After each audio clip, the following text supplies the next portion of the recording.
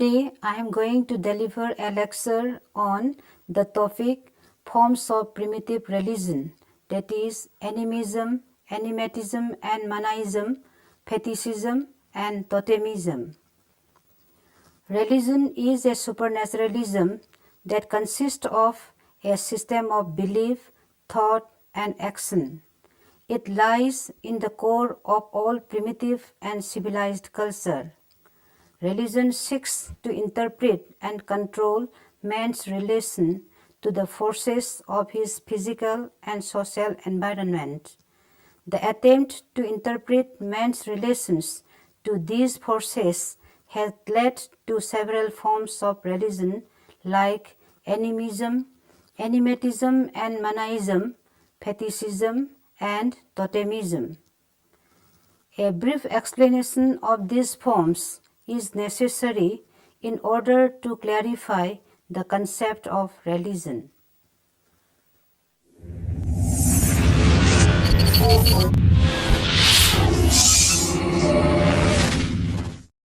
Animism is generally the doctrine that some vital principle or some kind of soul produces the living phenomena of organized bodies and yet exists apart from those bodies. Edward Burnett Tylor, in his book Primitive Culture, 1871, defined animism as the belief in spiritual beings and the basis of all religions. In his book, he showed the evolution of religion from animism to monotheism through polytheism.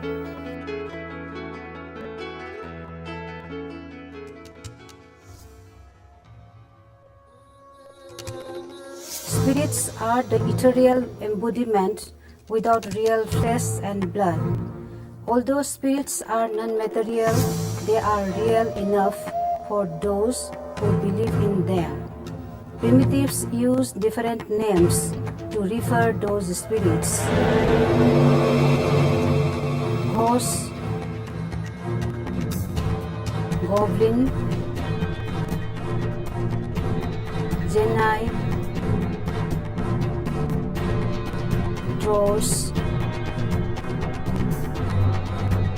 fairy, witch, demon, devil, angel, and even God.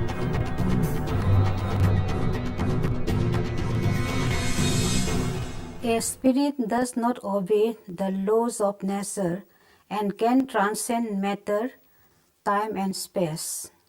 This makes the spirits wonderful and mysterious, and therefore they have been regarded as supernatural. According to Edward Burnett Tylor, all primitive people recognize some sort of subtle invisible matter inside each living body, which initiates the activities of the individual. The unseen subtle matter is regarded as power and termed as soul or anima. As the dead people often come in the dreams with lifelike appearance, souls are considered as indestructible and eternal. After leaving the body, they become spirits and begin to dwell in certain places or things and wander anywhere without restriction. This concept of soul is the root of animism. Edward Burnett Tylor considered the belief in spirit or invisible soul or self as an inevitable result of a universal phenomenon such as dream. He asserted that the primitive man could hardly explain a dream in which he had certain actual experiences. Primitive man believed in two kinds of souls, body soul or the fixed soul, and the pre-soul or the shadow. The body soul animates the body and pervades the whole of it, whereas the free soul, being independent of the body, can come out of the body and wander in different places. When it departs the body forever, the man dies. The dead person, distant relatives, next door neighbor, ferocious animals, etc., appear in dreams and trances because the soul interacts with them. However, a man goes on sleeping until the free soul comes back to the body to awake him. Free soul can easily be captured, and injuries are created when these souls are affected. The primitive man seems to be very anxious with the ultimately departed immortal body soul, which can harm the living people. There is hardly any primitive group who does not care for his soul, but the ideas regarding the size and shape of his soul differ from region to region.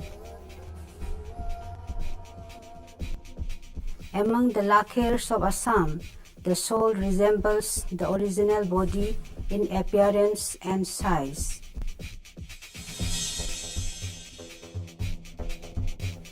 The Thadau Kukis of Manipur consider the soul as a minute replica of the individual. The idea is same to their Naga neighbor of Manipur and Naga Hills. Sema Nagas view the soul as shadow and reflection of the body. The Sensus of Hyderabad know that the souls turn to mortal world immediately after death.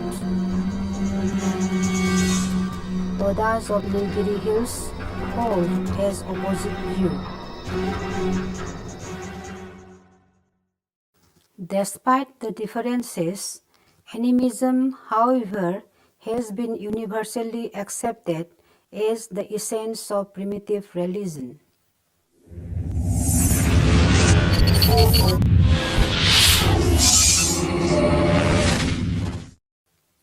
A few scholars criticized E.B. Tyler's theory of animism. According to them, the theory of animism was too critical and that it did not deal with the emotional content of religion.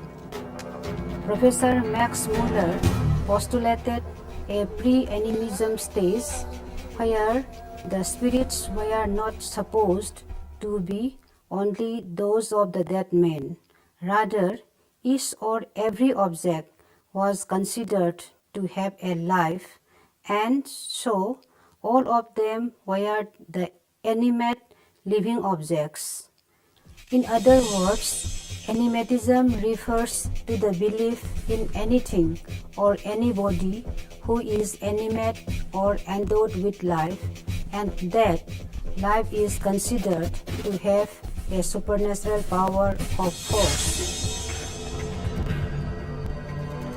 Max Muller has shown that the earliest form of religion consisted of the worship of various objects in nature. Being perplexed, they ascribed life to the lifeless things and corrected the unseen source of power with God. An example of animatism is found in the tribes of Bihar. They considered the bones, beads, stones,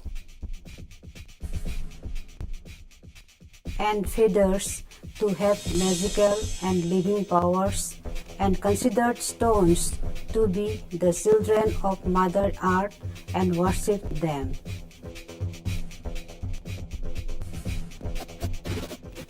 More recently, Professor R. Marret explained the situation with a specialized form of animatist theory called Manaism.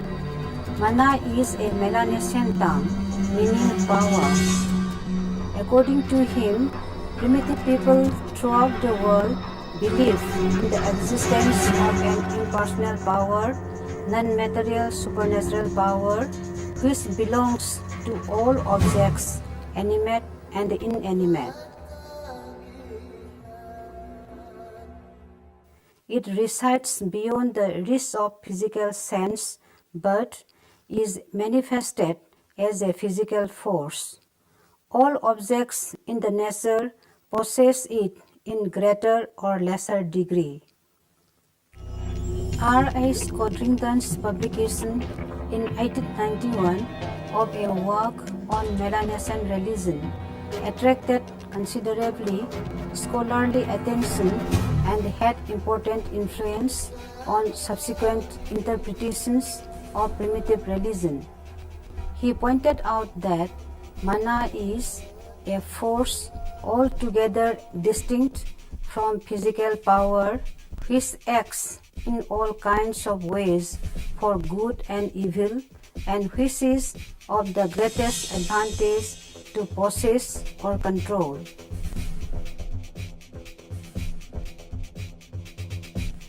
Ghosts of the dead and spirits of many kinds had mana. Mana was highly communicable and could be drawn from and imparted to objects and men. Any extraordinary aptitude of men can be explained in terms of mana. In Polynesia, where there were traditionally elaborate systems of rank, mana was often used as a direct measure of social position. High-ranking individuals might in fact possess so much mana. Any success in life is considered as a blessing for mana. In Polynesia, the master craftsman is able to show his excellence because he possesses mana.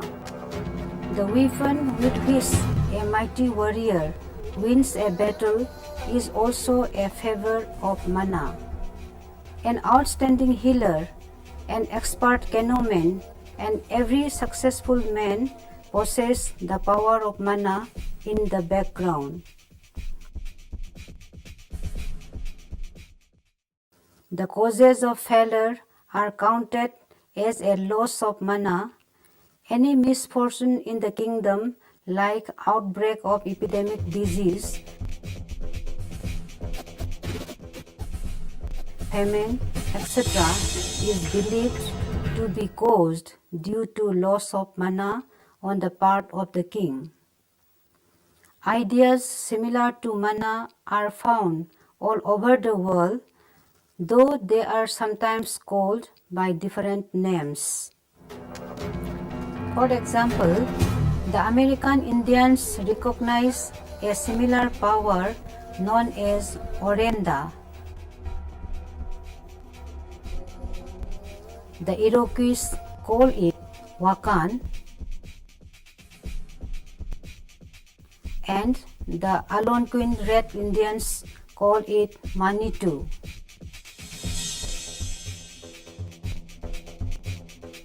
Some Indian tribes, namely Santas,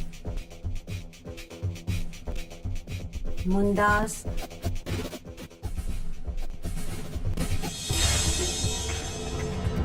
and Hos, designate the power as Bonga.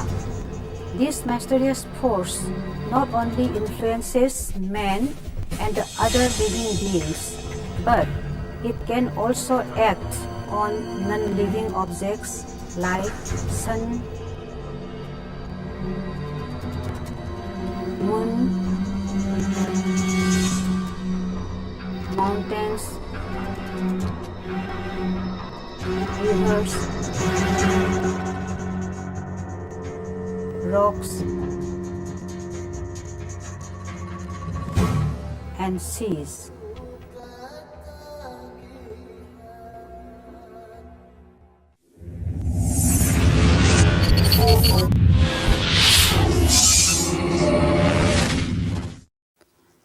Fetishism has been defined both as religion and as magic.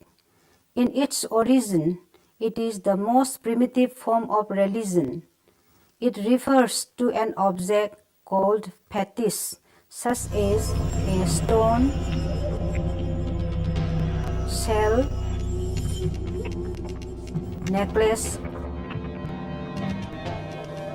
or a piece of carved stone, which is believed to have a power, personal or impersonal, and be capable of helping its possessor.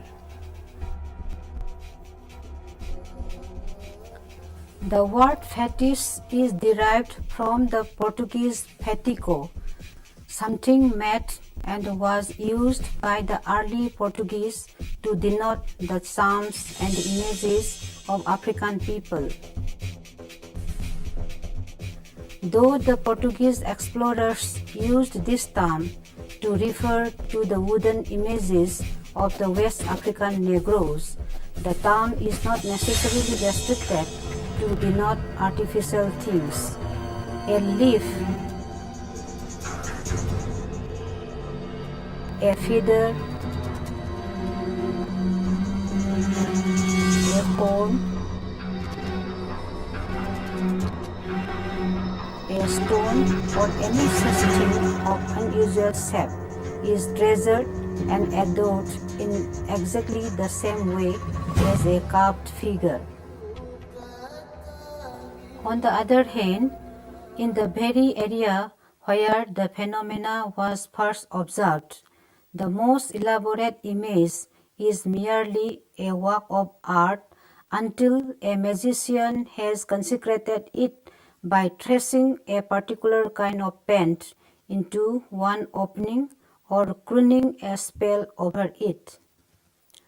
That is to say, the service of power may be impersonal, vested in an unintelligible way in paints, words, or technique used.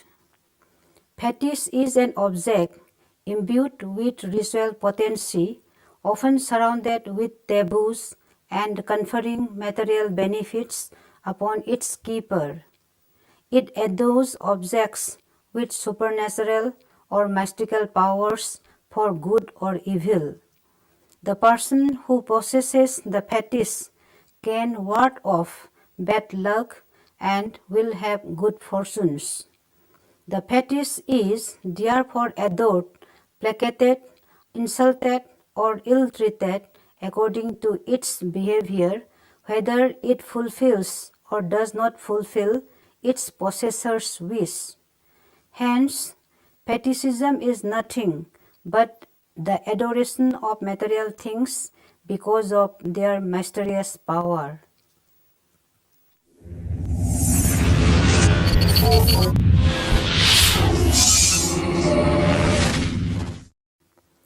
Totemism is an extension of fetishism.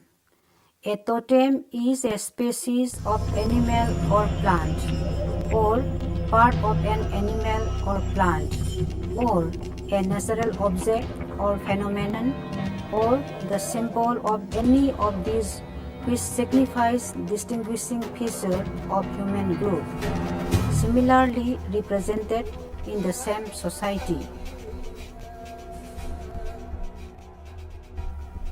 According to James George Frazer, a totem is a class of material objects which a savage regards with superstitious respect, believing that there exists between him and every member of the clan an intimate and altogether a special relation. The concept of totemism has not been satisfactorily defined. However, it could be said that, according to the theory of totemism, a tribe is supposed to be related to an object mainly animal or plant, towards which they behave in a reverent manner by adopting its name and offering sacrifices or adoring it.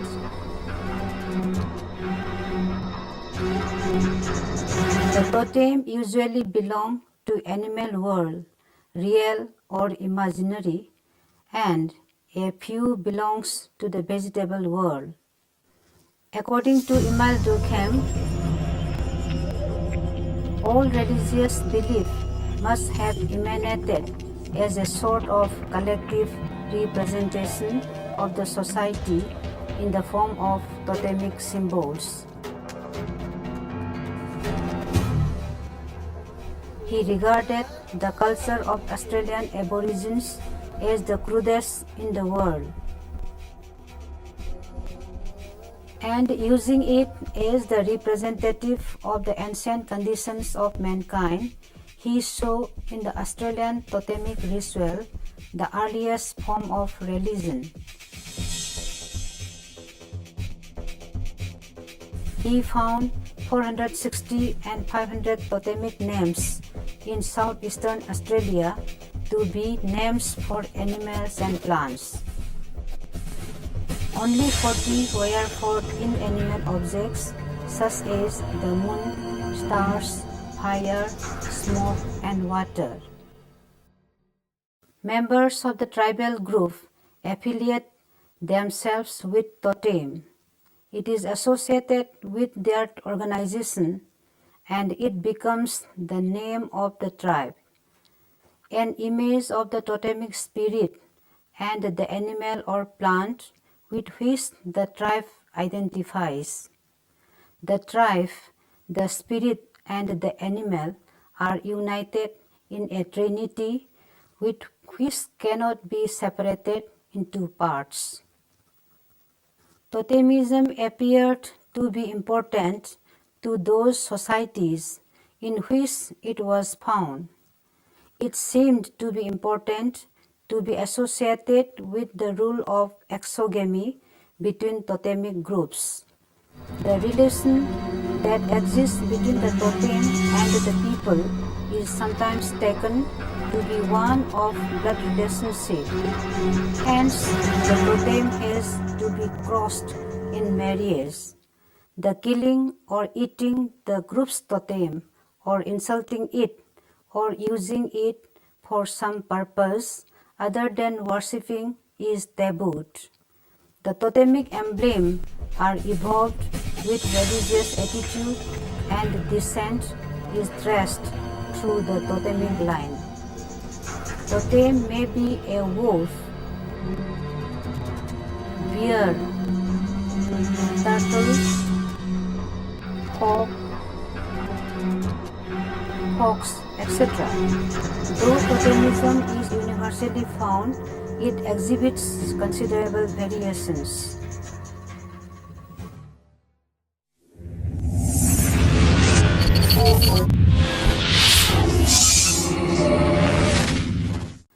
Religion acts as an internal controlling force for society and provides the people with morality. A religion can neither be defined in terms of a particular faith nor in terms of a particular God. In fact, there are a variety of religions and religious ideas. All religions essentially exhibit a mental attitude towards supernatural which is manifested in belief and rituals. The belief is considered as the static part of religion while ritual is the dynamic part. However, religious attitudes are universal in all known cultures, primitive and modern.